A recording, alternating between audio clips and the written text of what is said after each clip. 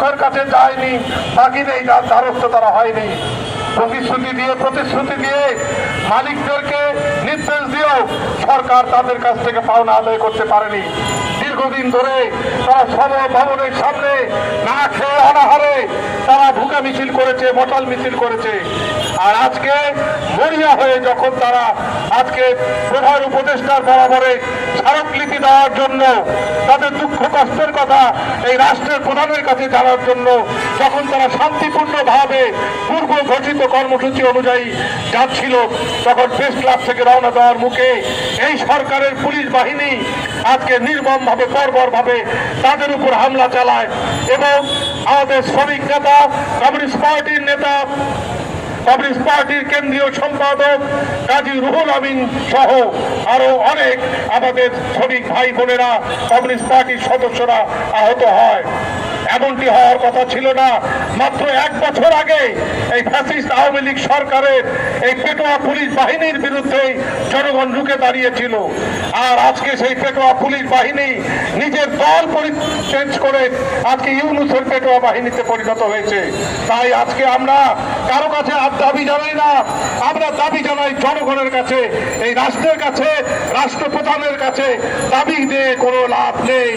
আজকে আমাদেরকে অন্যান্য খাতের শ্রমিকদেরকে নিয়ে আজকে রিক্সাওয়ালা, অটো শ্রমিকালা, আজকে বস্ত্র শ্রমিক, কলকারখানার শ্রমিক, অন্যান্য শ্রমিকদেরকে নিয়ে ঐক্যবদ্ধভাবে যদি আমরা রাজপথে না নামি, তাহলে শুধু গার্মেন্টস শ্রমিক না, সমস্ত শ্রমিকদের জীবন এবং জীবিকা বিপন্ন হয়ে পড়বে।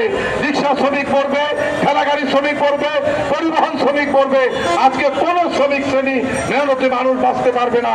বাঁচার একমাত্র পথ সমস্ত মেহনতি শ্রমিক, কৃষক, মেহনতি মানুষ ঐক্যবদ্ধ হওয়া এবং এই রাষ্ট্রের প্রধানকে এই বাধ্য করা শ্রমিকদের দাবি আদায়ে। সেই দাবি নিয়ে আজকে আমরা প্রতিবাদ সমাবেশ করেছি। আজকে পুলিশের বর্বর হামলার প্রতিবাদে আজকে এই সভাপতিত্ব করবেন আমাদের বাংলাদেশের কমিউনিস্ট পার্টির সভাপতি, বীর মুক্তিযোদ্ধা কমরেড মোহাম্মদ শাহ আলম। আমি প্রথমেই আজকের মধ্যে উপস্থিত আছেন আমাদের পার্টির কেন্দ্রীয় কমিটির সহকারী সাধারণ সম্পাদক জননেতা কমরেড মিহির ঘোষ। আরো উপস্থিত আছেন আমাদের পার্টির শ্রমিক নেতা, গার্মেন্টস শ্রমিক নেতা, আমাদের পার্টির কেন্দ্রীয় কমিটির সংগঠক সাদিকুর রহমান শামীম। আমি প্রথমেই আজকে যে কারণে আমরা আজকে রাস্তায় নেমেছি সেই সব বিষয় উল্লেখ করে প্রথমেই আমি বক্তব্য রাখার জন্য আহ্বান জানাচ্ছি আমাদের পার্টির গাজীপুরের নেতা, শ্রমিক নেতা জালাল হাওলাদারকে।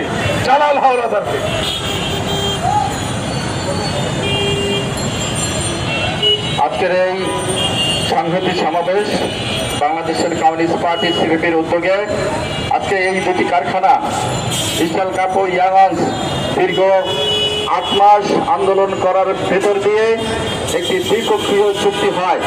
সেই চুক্তি অনুযায়ী যে মন্ত্রণালয়ে যে চুক্তি হয়, শ্রম উপদেষ্টা এবং শ্রম সচিবের সভাপতিতে সেই চুক্তি অনুযায়ী এই ইস্টার্ন কাপ ও ইয়াংসের শ্রমিকরা